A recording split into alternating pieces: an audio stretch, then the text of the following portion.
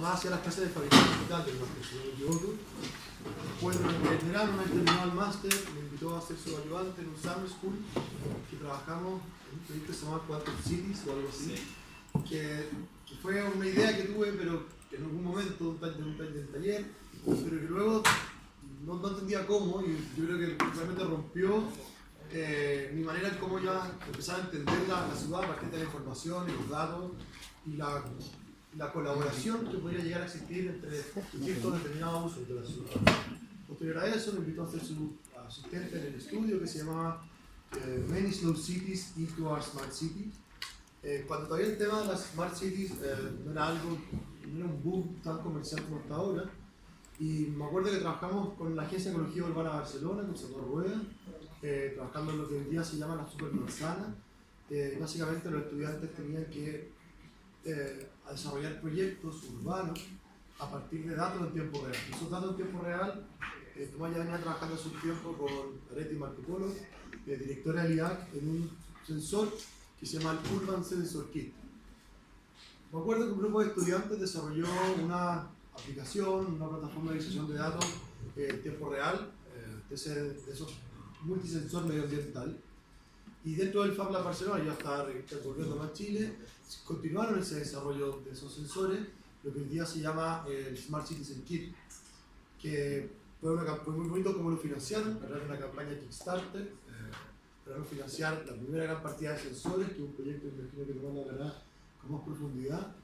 Y que lo bonito de Smart Citizen Kit, que primero cambia el paradigma de lo que significaba el concepto de Smart Cities y lo torna entre los ciudadanos.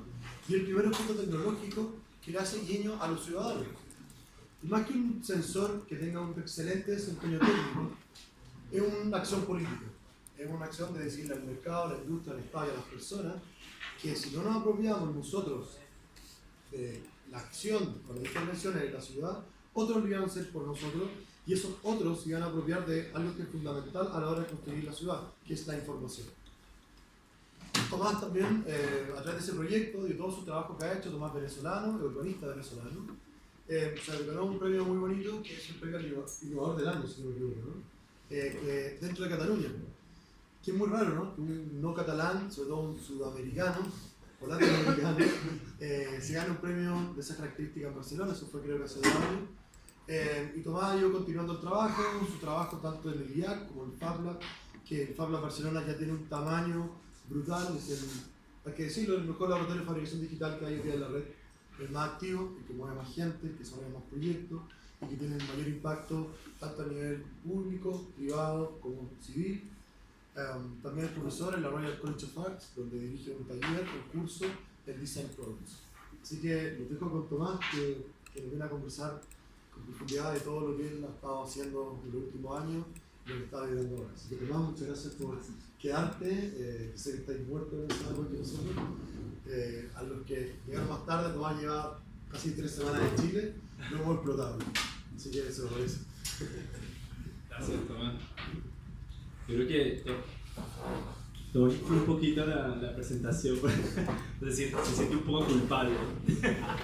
Estuvimos hasta ayer esta tarde todavía trabajando, porque el tema del Fab 13 es que no se termina al final del día, sino es que empieza luego otra reunión.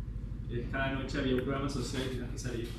Sales con los irlandeses, con los finlandeses, con los chilenos, con los peruanos.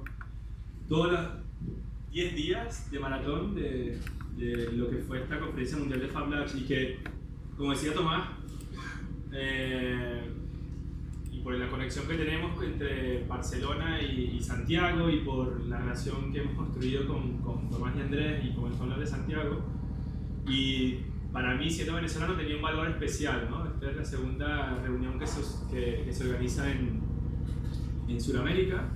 El Fab 7 se organizó en Lima en su momento, y que eso es un helicóptero, y que en su momento esa reunión marcó un inicio de lo que podría ser una red latinoamericana de Fab Lab. Se ha ido creciendo, y ahora yo creo que Fab 13 también está marcando un hito en lo que son las conferencias de Fab Labs, por el nivel de discusión, por la madurez en la que miembros de la red producen no solamente un evento, sino una experiencia para discutir temas que son relevantes más allá de la tecnología y más allá de la misma red de Fab Labs, ¿no? Imagínense que en la reunión de Fab Labs del año, en Fab 9, en el año 2013, igual había unos 200 o 200 personas en la conferencia, y este año creo que estuvimos sobre los 700, por ahí, y el fin de semana cerca de 10.000 personas en el festival. Entonces, dicho esto, creo que es muy especial, solamente quería decir que es muy especial estar acá, y que también creo que es una gran oportunidad poder compartir con ustedes. Entiendo que ustedes están involucrados en planificación, en desarrollo y también de implementación de posibles proyectos, ideas que tienen que ver con la implementación tecnológica en las ciudades, ¿no? Y que no es algo irrelevante, ¿no? Sobre todo pensando en cómo anteriormente grandes cambios tecnológicos crearon un impacto en la sociedad. Vamos a hacer la sesión, un poco para ya yendo a las cosas más prácticas. Esta sesión será hasta las 8 de la noche. Ya ustedes ya han hecho otras sesiones con Mara, según tengo entendido. Vamos a parar a las 6:20 para un break, y luego empezaré un break de 20 minutos, si no tengo más. ¿Sí? ¿Correcto? Y luego continuaremos. Entonces, en esta primera hora más o menos que tenemos, les voy a presentar, va a ser muy unidireccional, les pueden interrumpir en cualquier momento, pero les voy a hablar un poco del trabajo que estamos haciendo y hacer un poco de provocaciones, ¿vale? Y luego, en la segunda parte de la sesión, me gustaría que sea más una conversación, que simplemente yo volver a sacar información. Y voy a intentar probar con ustedes un framework que hemos estado utilizando, que creamos en el Royal College of Arts con mi compañero James, y que probamos en un workshop con IKEA. Hicimos con el equipo de IKEA de Management en Sostenibilidad. Y vamos a probar a ver qué ideas podemos poner entre todos, y a ver si hacemos una sesión un poco más dinámica en la segunda parte, si les parece, ¿vale? Entonces ahora pongo el cassette de la presentación, y de verdad me pueden interrumpir, no tengo ningún problema en si hay una pregunta, si estoy hablando de una terminología que no se entiende, o si hay algo que me dice, no, esto no me suena, o lo quieren discutir, ¿vale? La primera provocación es la idea de pensar en el futuro, ¿vale? Como algo que está muy lejano, y pareciera que es algo como inalcanzable. Esta frase la dice un cantante argentino totalmente random, que el futuro es una idea del pasado, ¿no? Esta idea de pensar en el futuro, ya en esa lejanía, ya estamos en el futuro, con lo cual ya no se trata de crear, a mi entender, la creación de visiones ya es una cosa muy que forma parte de esa visión romanticista de lo que puede ser, y ahora mismo tenemos una cantidad de herramientas y de posibilidades para hacer que ese futuro sea hoy, ¿no? Se implemente hoy. Voy a empezar a hablarles de un poco acerca de mí, como dijo Tomás, para poner en contexto. Soy de Venezuela, nací y me crié allí, y allí estudié urbanismo, ¿vale? El urbanismo en Venezuela es una carrera completa, que sabemos mucho de muy poco. Es decir, somos un mar de conocimiento de 5 centímetros de profundidad. Aprendemos a saber de muchas cosas y de conectarlas, ¿vale? Y es un urbanismo que va más allá de la ciudad como un espacio físico, sino teniendo la dinámica de la ciudad, y también es un urbanismo que la forma que yo he trabajado en los últimos años va más allá de por ejemplo, nos dicen urbanismo y entendemos regulación, planeamiento, va un poco al tangencial a todo esto, ¿no? Pero bueno, Venezuela es un país, como ya saben, que está en un poco una situación bastante crítica hoy en día, por diferentes motivos políticos, pero sobre todo, lo digo porque tiene que ver con la presentación. Es un país que ha desarrollado una industria, un monocultivo, ¿vale? En este caso el monocultivo del petróleo, que ha generado una gran dependencia de importaciones, de las importaciones, y esto ha causado que, gracias a la baja de los precios del petróleo, más a la ineficiencia en el manejo de los recursos petroleros, se ha llegado a una crisis dentro del país que parece una cosa trivial o se lleva a lo político y lo ideológico, y al final es el modelo productivo lo que está causando la crisis, ¿no? Sin saltarnos a la discusión política, hace 11 años me voy a Barcelona, donde llegué por casualidad a un edificio que era como un galpón casi vacío, que era el IAC, y dentro del IAC empecé a trabajar como un pasante, editando libros de urbanismo, y por casualidad estaba en una reunión en un día y me tocó instalar el Fab Lab Barcelona, que fue el primer Fab Lab de la Unión Europea, y que en ese momento yo no sabía prácticamente nada de lo que eran las impresoras 3D o diseñar un circuito electrónico o usar una fresadora.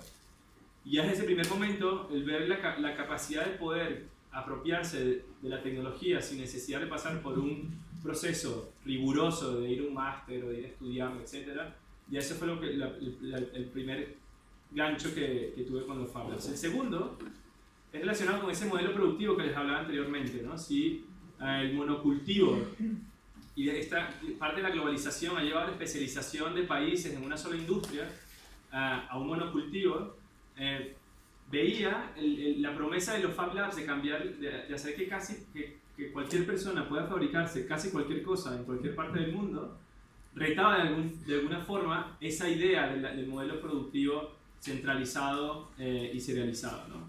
Entonces ese fue el hook y esa fue la conexión con las ciudades que entendí en ese momento. Eso fue en el año 2007, abrimos el Fab Lab Barcelona, y ese mismo año participé en un proyecto que es el Fab Lab Móvil, que lo llevamos por todo Estados Unidos con dos estudiantes del MIT, Amy Son y Kelly Chong, y lo llevamos a Burning Man. ¿Conocen el festival Burning Man? Es un festival en el desierto de Nevada, y en el desierto de Black Rock Desert, y es un festival que dura una semana. Y dentro de este festival se genera una ciudad temporal, ¿vale?, de 40.000 personas, y la única finalidad del festival es que al final del festival se quema una estatua gigante de un hombre. Es muy hippie, ¿vale? Pero es muy libertario, pero al mismo tiempo es una ciudad emergente, temporal, que además funciona con unas reglas totalmente diferentes. No existe dinero, por ejemplo, y todo está basado en el dar y recibir sin ninguna intermediación monetaria, por ejemplo, ¿no? Entonces, según los organizadores de Burning Man, es un prototipo de sociedad del futuro, todo el festival. Y si tienen más curiosidad, les invito a que busquen en Google el festival de Burning Man, como quemando al hombre, ¿vale? Unos años más tarde, organizamos también dentro del IAC un workshop muy importante dentro del mundo de la arquitectura que se llama Smart Geometry, organizado por grandes empresas como Autodesk o como la oficina de Foster & Partners, y traíamos arquitectos a nuestro Fab Lab a hacer talleres de diferentes naturalezas usando robots, las máquinas para fabricar prototipos. En 2008 también llevé la fabricación y parte de la instalación del proyecto Hiperhábitat de la Bienal de Venecia. Esto fue una instalación de 300 metros cuadrados interactiva dentro de la Bienal de Venecia de 2008, en la cual estábamos generando la primera red, o la red más grande de nodos de Internet cero, o de Internet de las cosas, que se había hecho en ese momento. Y ese cuadrito verde que está en uno de estos, este cuadrito, es un nodo de Internet cero, es un microcontrolador, y que básicamente simulábamos la potencia de conectar cada cosa entre sí, y qué pasaba si una silla le mandaba un mensaje a una patineta, o a unos zapatos, o a una nevera, ¿no? Era muy conceptual, pero era una primera aproximación del potencial de Internet de las cosas. Luego en 2010 fabricamos dentro del Fab Lab también la primera casa solar de Barcelona, y fue la Fab Lab House, una casa totalmente fabricada en un Fab Lab, y que se pueden descargar los archivos, pero la idea del diseño, y esto está en casi todos los proyectos que hacemos, que se convierte en un manifiesto, ¿vale? Esto es en el contexto de un concurso que se llama Solar Decathlon. Es un concurso de casas solares, y es la primera vez que se organizaba en Europa, en Madrid. Participaban 19 universidades, y les puedo decir que las 18 universidades, las otras 18 competidoras, eran cajas llenas de máquinas, ¿no? Y la idea era poder generar la casa más eficiente. no había diseño en casi ninguna de ellas y nosotros hicimos una casa que tenía un manifiesto, primero en el material que usaba, que es un material solar como la madera, la fabricación distribuida bajo demanda, la disposición de la casa hacía que hubiera ventilación natural, por ejemplo, ventilación cruzada, y el diseño de la casa, o sea, la forma de la casa viene dada por parámetros de la latitud y la longitud en donde se encuentra. En este caso, esta casa está diseñada para operar en Madrid, por eso tiene estos paneles frontales, son paneles fotovoltaicos flexibles, y son paneles que están ahí dispuestos para que la incidencia del sol en invierno pudiera ser aprovechada por la casa para generar energía. ¿Qué pasa? Si tú pones si llevas el mismo diseño y lo aplicas en el polo norte, será mucho más ovalada porque el sol es casi tangencial. Y si es más cercano al ecuador, será mucho más plana, ahí sí será prácticamente un cuadrado plano, ¿vale? Entonces esta idea del diseño embebido en la casa fue algo que fue muy atractivo para el público, pero no para la organización. De hecho nos penalizaban porque había mucha gente en la casa visitándola y en algún momento dejamos de competir y empezamos a disfrutar del proyecto. ¿Y qué hicimos? Empezamos a organizar fiestas. Entonces organizábamos fiestas que se llamaba durante el día, porque una de las patas de la casa están las baterías donde se acumula la energía. Durante el día acumulábamos la energía y luego en la noche lo usábamos para poner música. Y hacíamos que la fiesta era un vatio o un amigo, ¿vale? O un amigo o un vatio. Nosotros gastábamos nuestros vatios en hacer amigos. Traíamos jamón y vino y tal. Entonces, obviamente perdimos el concurso, técnicamente, quedamos de último, pero ganamos el premio del público. Entonces, obviamente hubo ahí un poco de influencia del vino, creo que ayudó. Este es un proyecto que marcó un hito para nosotros, ¿no? Y que yo creo que fue, de alguna forma, como les decía, un manifiesto de cómo se puede producir una nueva arquitectura basada en las nuevas herramientas digitales, aunque todavía es una promesa por cumplir, esto hay que decirlo también, ¿no?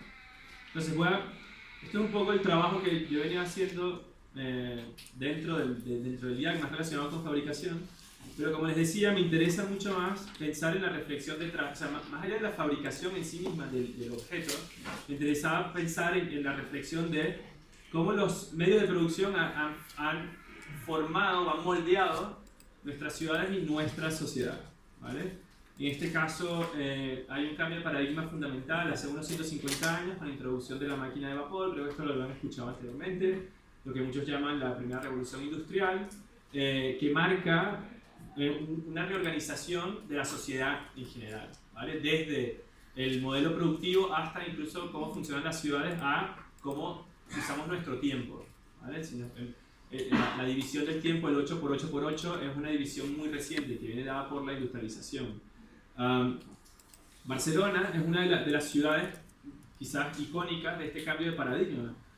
Como saben, la gran reforma de Barcelona, el ensanche de Barcelona, que se da en el siglo XIX, es que si Ildefons Cerdà en un momento no la diseñó, o sea, la visión del diseño no era para el vehículo, la ciudad se adaptó para acoger al vehículo y se convirtió este grid en básicamente una disposición. La ciudad se convirtió en un distribuidor de movilidad a partir del vehículo individual. Y esto es muy reciente, esto solo tiene unos 100 años.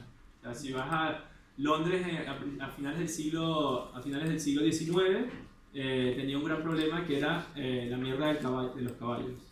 Las grandes discusiones en los congresos de urbanismo era qué hacer en las ciudades con la mierda de caballos, porque toda la movilidad estaba basada en el uso de animales, y por consecuencia había un tema de sanidad en la ciudad, de cómo se recogía y cómo se limpiaban las calles del desecho animal.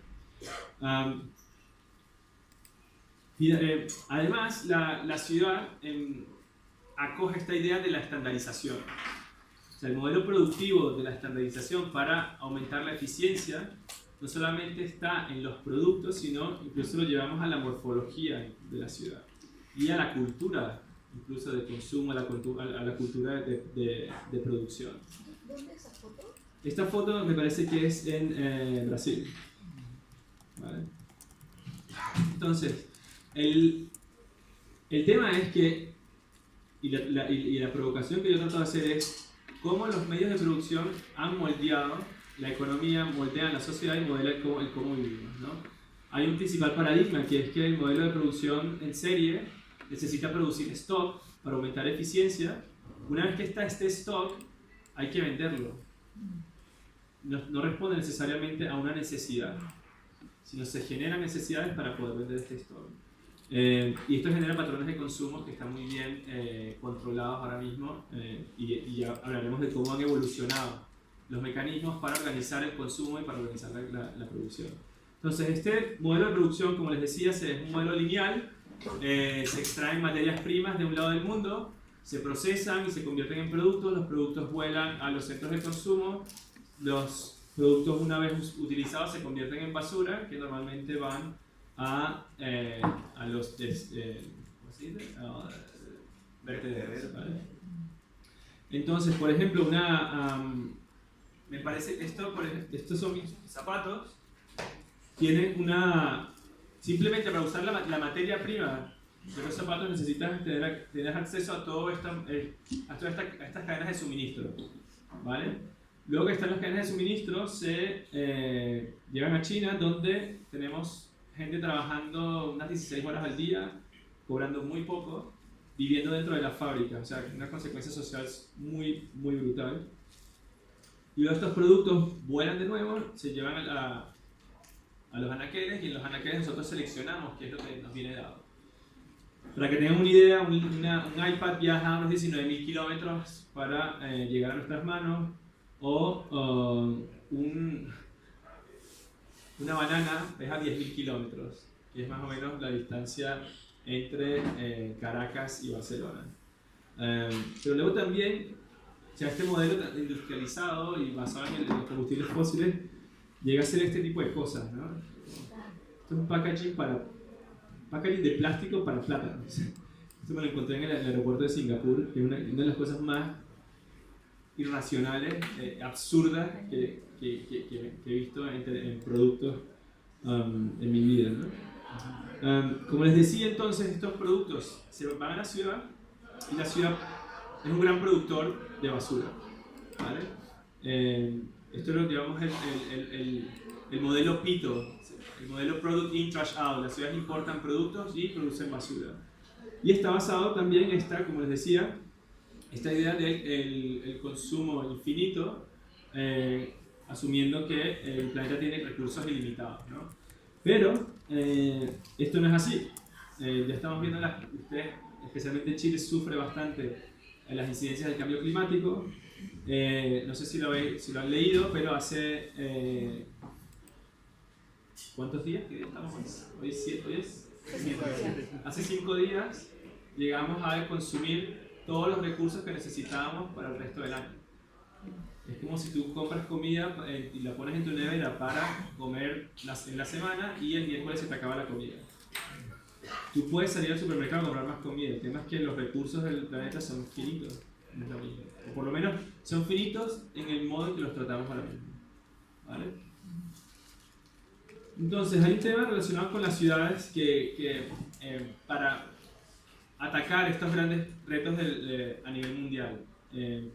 Sí es verdad que es donde están el mayor problema relacionados con el modelo productivo actual, y además el incremento de la concentración de la población en las ciudades, pero también, obviamente, es el lugar de las oportunidades.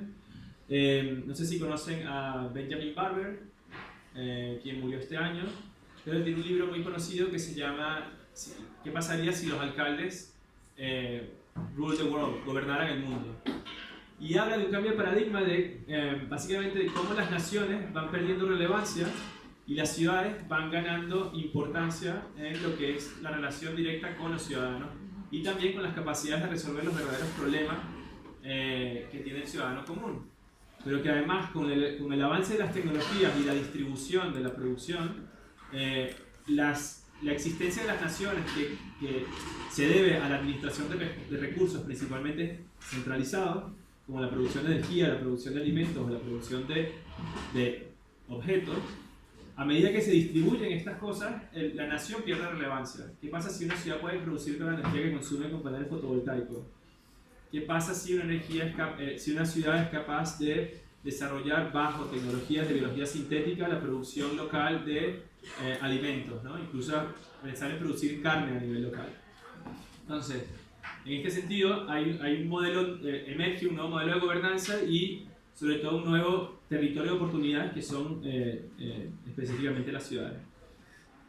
Si, bajo estas condiciones también, para mí hay una forma de entender que la ciudad, si bien tú puedes limitarla en un espacio, en un territorio espacial, hay un tema fundamental que es que ya no solamente la ciudad está dependiendo de ese territorio, sino que la ciudad depende de estas cadenas de suministro que van mucho más allá de ese territorio. O sea, tú no puedes decir que Santiago termina donde termina la última carretera o la última conurbación o el último suburbio relacionado con Santiago, y que luego empieza la cordillera o que empieza hacia el norte otras ciudades y empieza el campo o el área rural, sino que Santiago o Los Ángeles o Barcelona dependen de cadenas de suministro global.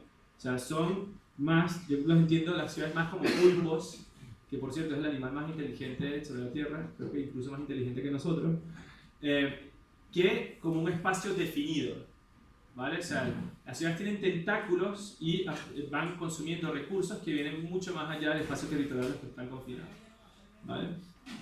¿Qué pasa? Que esta distribución de recursos no hubiese sido posible, obviamente, o la forma en que organizamos el mundo hoy en día no habría sido posible sin las actuales revoluciones digitales que hemos vivido, ¿no? En la computación y en las comunicaciones principalmente.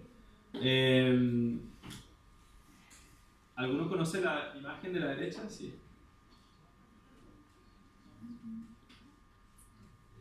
Creo que es una actriz que se ocupa mucho para efectos de programas de visualización artificial o donde procesamiento de imágenes por el alto contraste que tiene, pero creo que es una actriz Playboy. Se llama Lena, es una Playboy, una Playmate sueca. ¿Y por qué más conocida?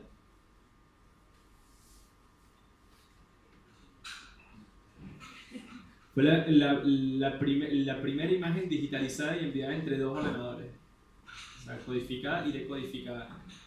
No sé por qué los dos geeks escogieron una Playmate, pero fue la primera imagen digitalizada que se comunicó entre dos ordenadores. Se llama Elena.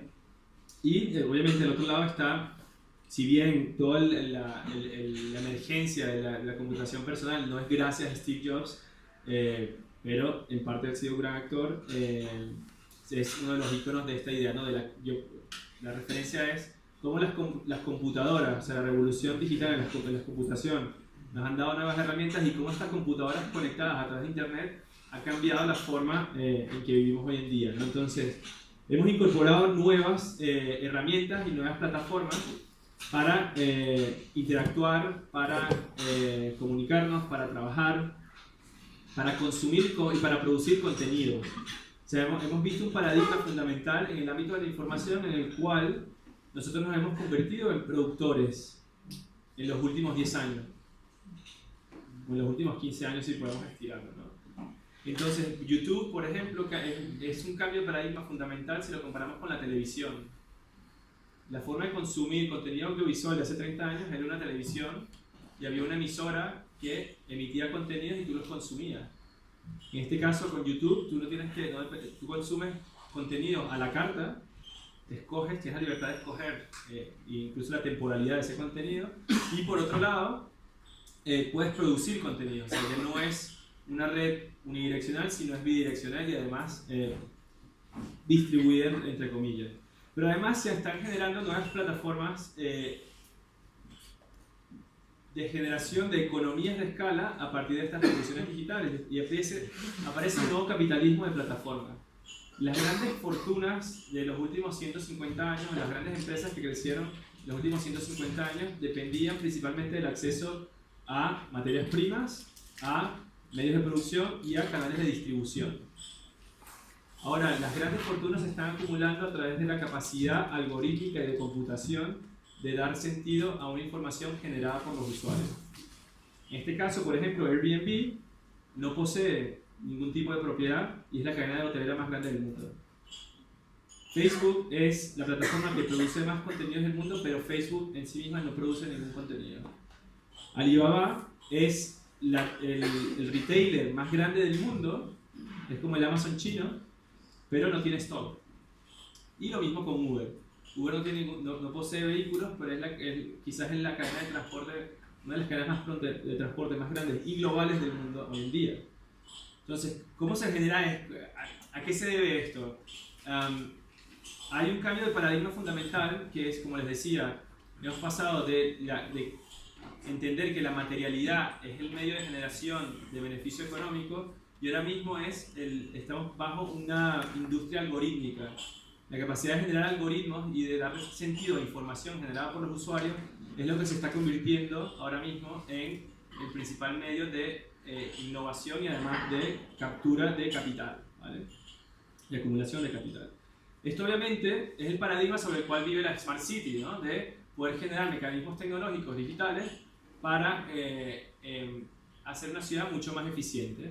Y esto es lo que nos venden, obviamente, las grandes empresas, que yo creo que tienen ningún rol, no soy anti-IBM o anti-Intel, pero hay la generación de una serie de infraestructuras físicas y no físicas como servicios que ofrecen las empresas a gobiernos y en este caso, por ejemplo, este es el CORE, que es el Centro de Operaciones de Río, que es uno de los proyectos más premiados de Smart Cities de hace unos años, y es básicamente nada tan diferente a esto, ¿no? Esta visión de la Smart City de todo controlado con la visión del gran hermano. Esto es un screenshot de la película Big Brother, de 1984, perdón, de Orson Welles, que es de donde sale la idea esta del Estado que lo ve todo, ¿no? Entonces hay un riesgo en tener Smart Cities llenas de ciudadanos estúpidos. ¿Qué pasa con los Smart Cities? ¿Qué papel jugamos nosotros? Simplemente estamos conectados a nuestro móvil y hacemos lo que nuestro móvil nos diga. En una discusión con amigos decíamos que si seguimos como vamos, dentro de unos años seremos las mascotas de nuestros teléfonos.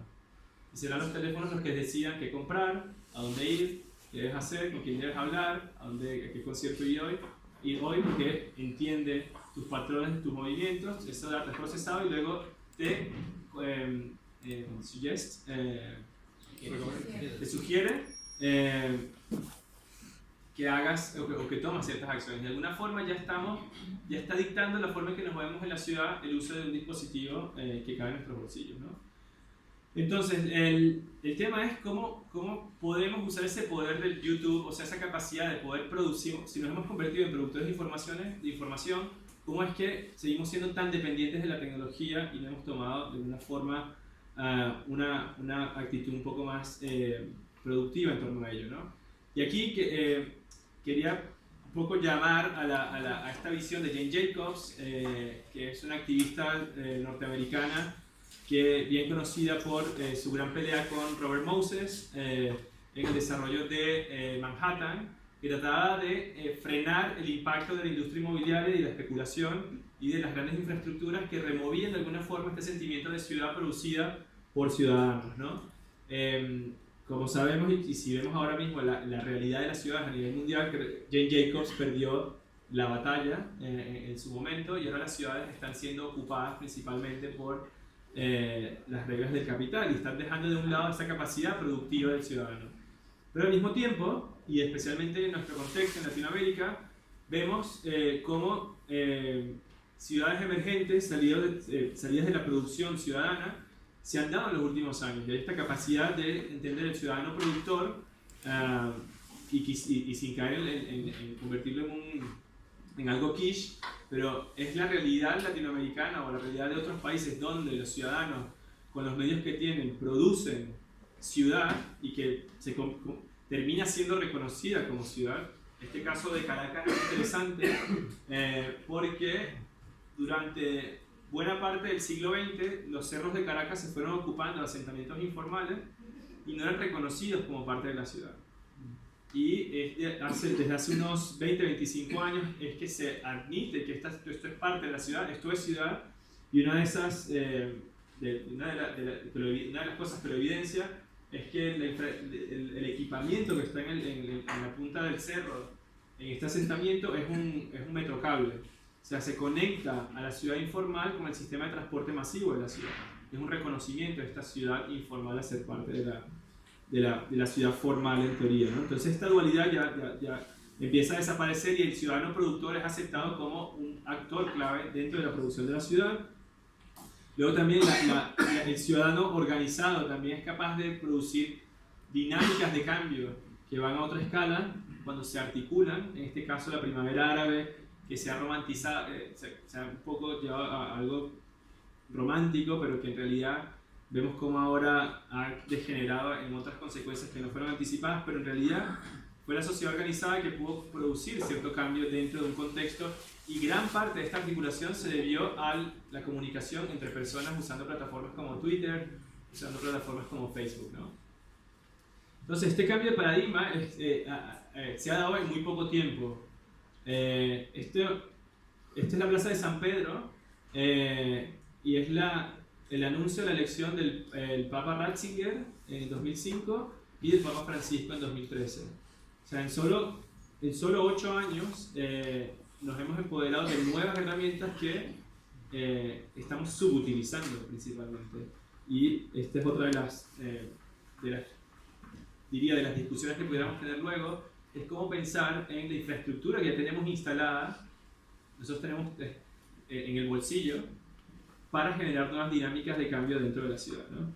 Entonces esto lleva verdaderamente a un empoderamiento tecnológico, pero que tiene sus riesgos, ¿vale? Tiene el riesgo de poder caer en esta idea de la tecnología como algo que nos desconecta de la realidad, y sobre todo la tecnología como algo administrado por unos pocos, ¿no?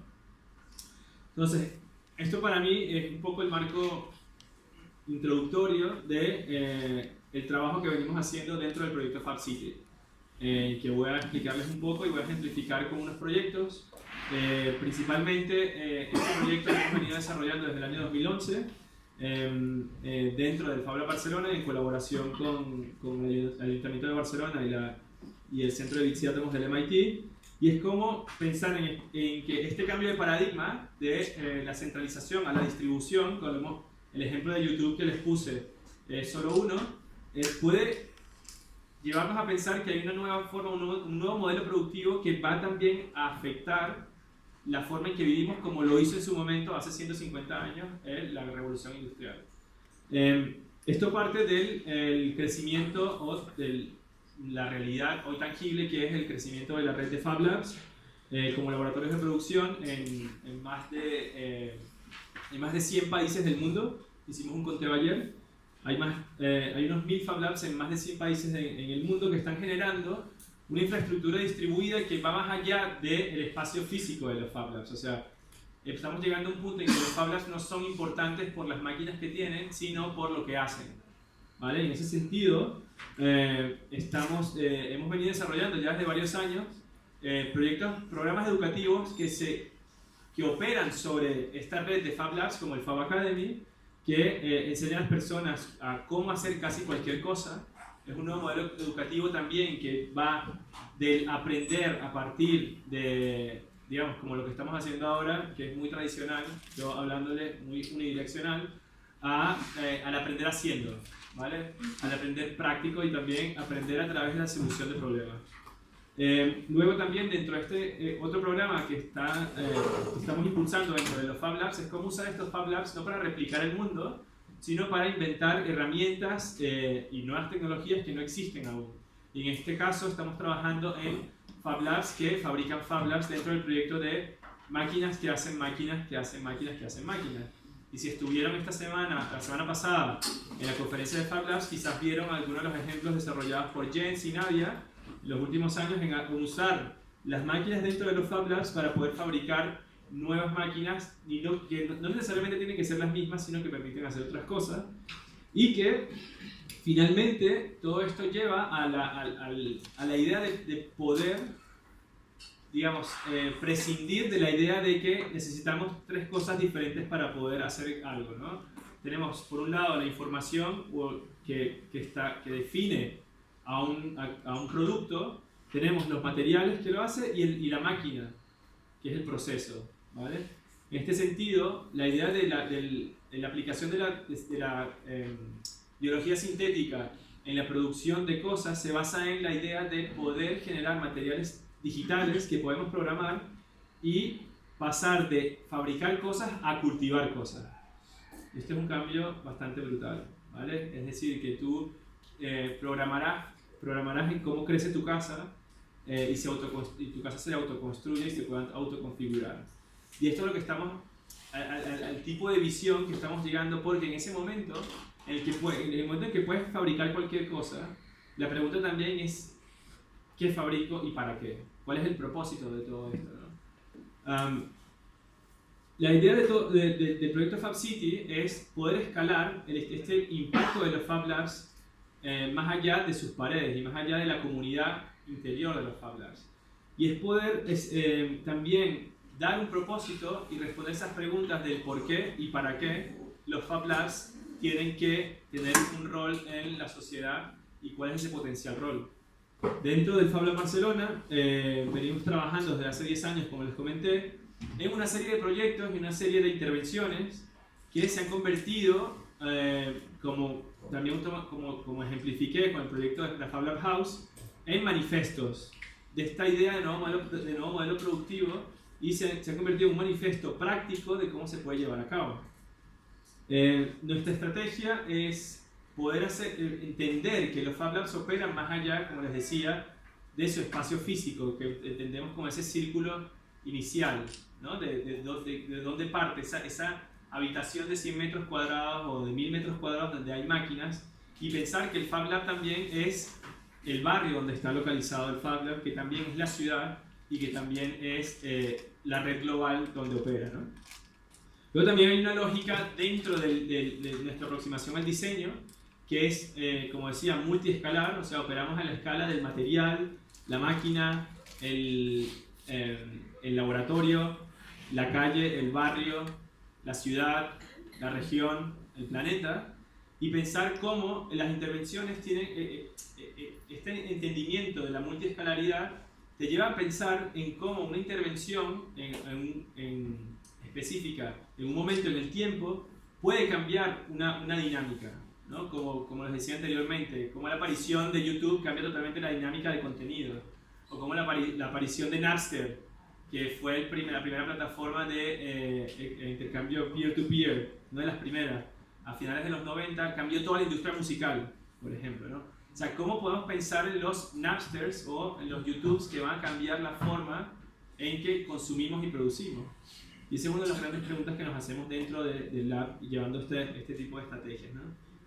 Entonces, uno de los proyectos que nos hemos planteado como objetivo es entender que nuestro Fab Lab, insisto y sigo insistiendo en esto, que el Fab Lab va más allá de las paredes que lo limitan, ¿no? Sino que para nosotros, si en los últimos 10 años hemos crecido de ser un Fab Lab de unos 100 metros cuadrados a un Fab Lab de unos 1000 metros cuadrados, estamos apuntando a crecer a ser un Fab Lab de 1 kilómetro cuadrado, que es todo el barrio. Y empezamos a entender que el barrio del Poblenou, que era un antiguo barrio industrial en Barcelona, se convierte en un ecosistema productivo que nos permite prototipar esta idea de la ciudad que produce todo lo que consume. Y para ello no necesitamos inventar cosas nuevas, sino simplemente conectar de alguna forma los actores que ya están operando dentro del barrio, que es lo que hemos venido haciendo a través del proyecto Maker District en colaboración con el Ayuntamiento de Barcelona.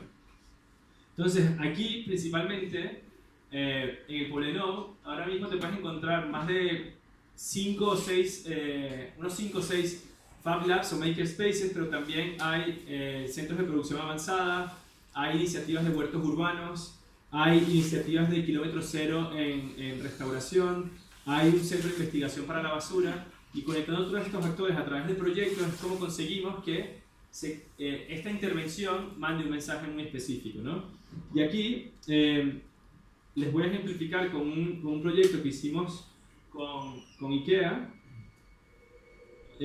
más o menos, ¿qué quiere decir? During the last 200 years, we have been creating a mass production system, right? concentrated and accumulated the production means in the hands of a few. And we have created factories that are 1,000 miles away from cities where things are produced. We pay a price for a good, and most of us actually don't really think about how it's made, where it's made of. We're just consuming, and we've been put for generations now into a position of a very passive form of consumption. That product needs to be made with materials that fly also from other places in an extractive model. And then when they are ready to be shipped, they go and travel again thousands of kilometers using fossil fuels, and not only causing an environmental consequence, but also huge social trace. At the current rate of production, the way we produce things, people say we would need 3 planets by 2050, as if it was even an option. So we need to find new ways, and that's of course where the circular economy comes in. And upcycling of furniture, how can we keep furniture alive for a longer time? Where we have unprecedented access to new sorts of technologies, new sorts of educational tools, new sorts of spaces, new sorts of energies and materials, almost allowing anyone to make anything. That is a huge game changer. And we need to learn and explore much further to see how that can actually change the face of production as we know it.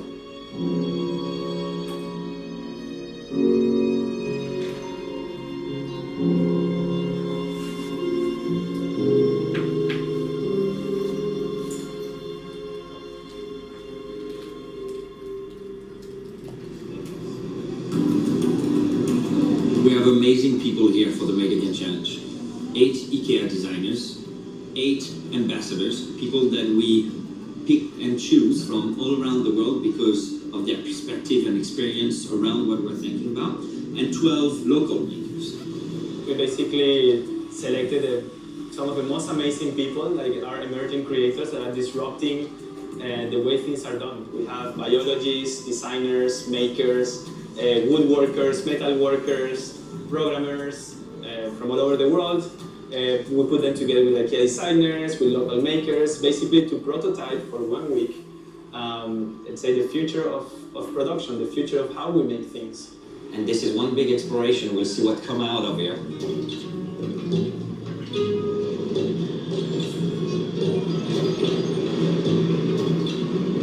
Waste might become the raw material of tomorrow. It is one of the options.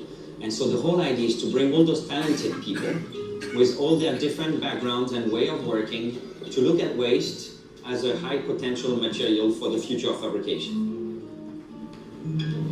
So how do we deal with waste as it is now? That's something that needs to be tackled. The core issue is that people throw away stuff that is broken to fight. What do you do with polyester? We don't know. How do we approach waste? How do we create something that the public can engage with, can learn from, can involve themselves in?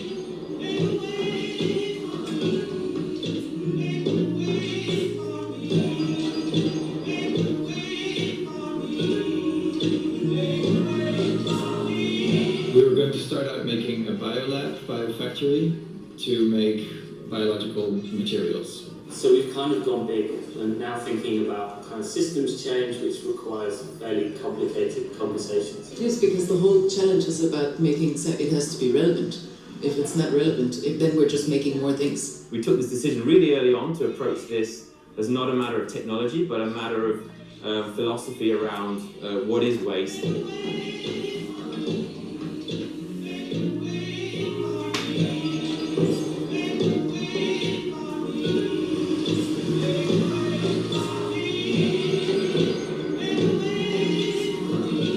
So by integrating bacteria and fungi and insects and plants, we can create a park which both decomposes waste and also by choosing the right plants can be the raw material for the next products.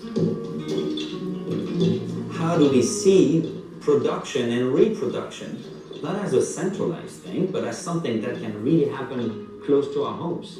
If you have the capacities and the skills and infrastructure in cities to make things locally, then you don't need to have cargo ships delivering materials in the world. You basically produce everything in the city in a circular economy model, with people empowered through these tools. And the only thing that travels in the world is bits, is information. It seems that there's already this scrapping community collecting the metal from the scrap that's being put out there in the street and selling it to be melted into new metal and reintroduced into production. From our perspective, they're actually pioneers of the circular economy. This thing that they're actually doing is what the rest of us should learn from.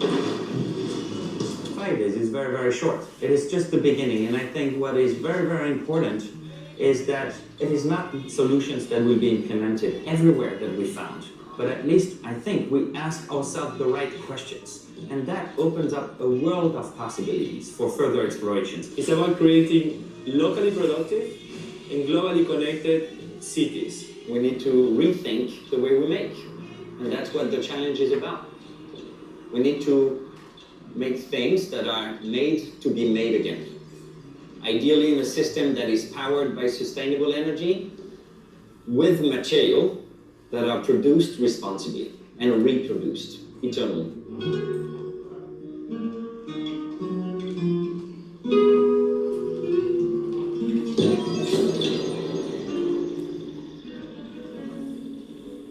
Junto con IKEA estamos continuando esta colaboración en hacer un laboratorio permanente del futuro del negocio de IKEA en el contexto de la producción distribuida. O sea, compañías como IKEA están pensando en que, o ya saben que su modelo va a cambiar, ya que si se ponen a ver cómo funciona IKEA, han conseguido como el clímax de la cadena de ensamblaje, porque han conseguido hacer que el cliente sea parte de esa cadena de ensamblaje, que me parece genial. O sea, tú recoges las piezas de los muebles en los almacenes de IKEA alrededor de las ciudades, y luego tú formas parte de esa parte final de la que es generar el producto, que es ensamblarlo, ¿no? Pero lo que le decíamos a IKEA es, en este nuevo contexto, tú básicamente te retiras casi de la producción, simplemente tienes que orquestar que los ciudadanos tengan buenos diseños y que puedan codiseñar con IKEA, y que luego IKEA sería una fábrica bajo demanda, una fábrica flexible que se localiza dentro de la ciudad. Entonces tú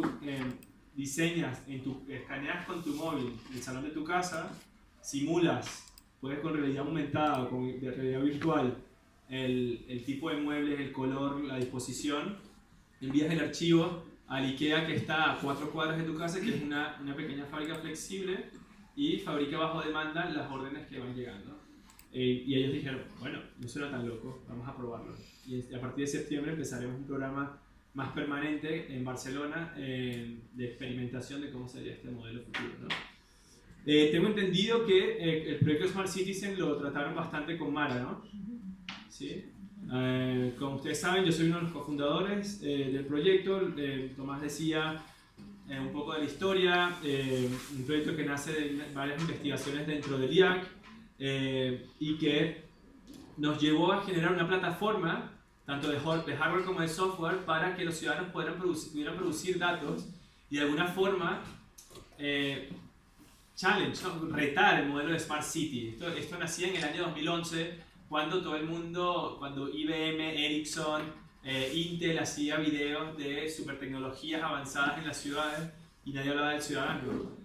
Entonces este proyecto ha logrado de alguna forma generar cierta atracción en una forma también muy sui generis, ¿no? Como si hubiese estado en Estados Unidos, haces un Kickstarter, haces una startup, te compras Cisco, 50 millones y te vas, ¿no?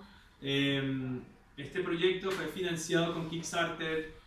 Una vez que sale que las personas empiezan a utilizarlo, se convierte en un superproyecto de investigación y desarrollo, ¿no? Y que ahora con financiamiento europeo lo estamos desarrollando para mejorar tanto el software como el hardware sobre una base también, una comunidad que ya existe de esto más de 1.200 sensores que hay alrededor del mundo.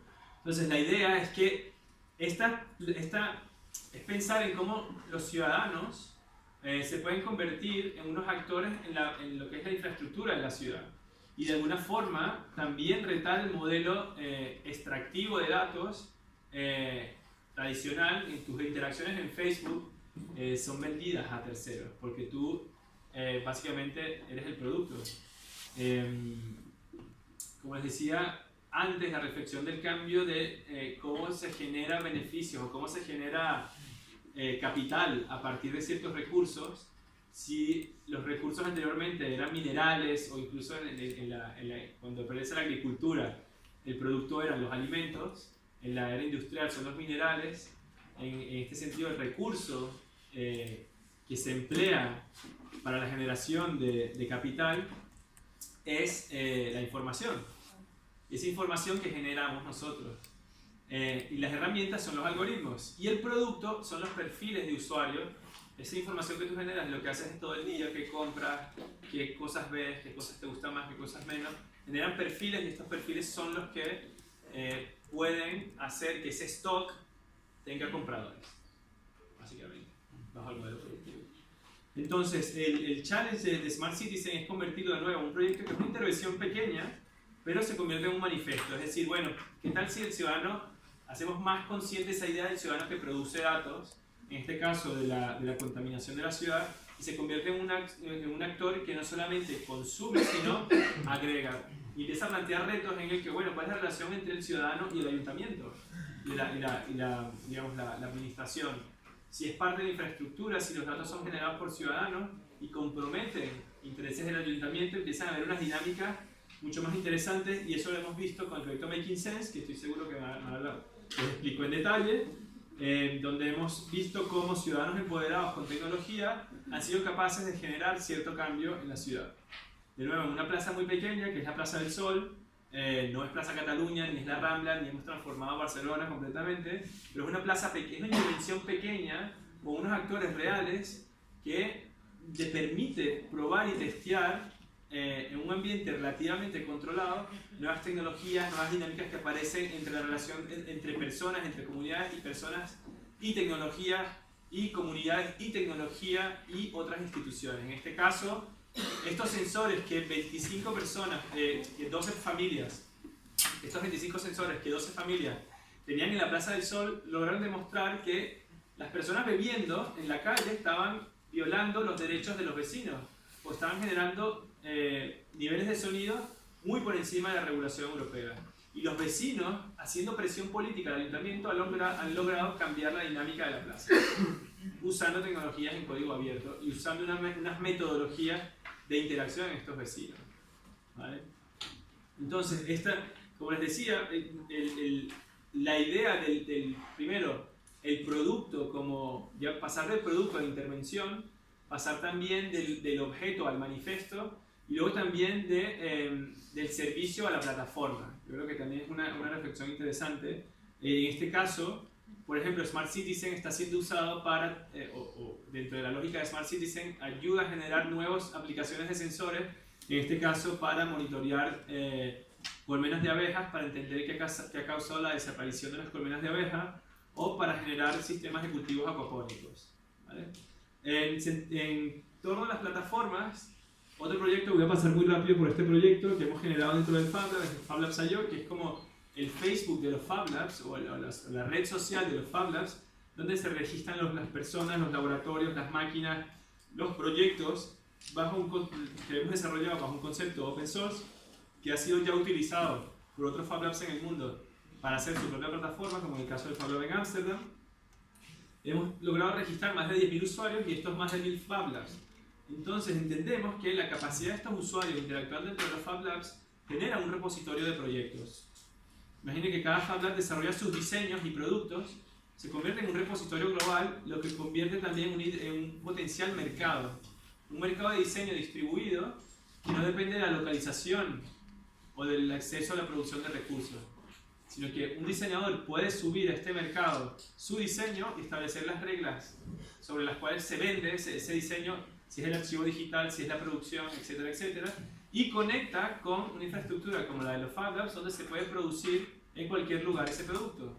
Con lo cual, si tú diseñas y fabricas un mueble, una silla en Santiago, y la quieres comercializar en Ciudad del Cabo o en Noruega, no es necesario ponerlo en un container, sino que simplemente te conectas con esta idea de la producción distribuida usando esta infraestructura.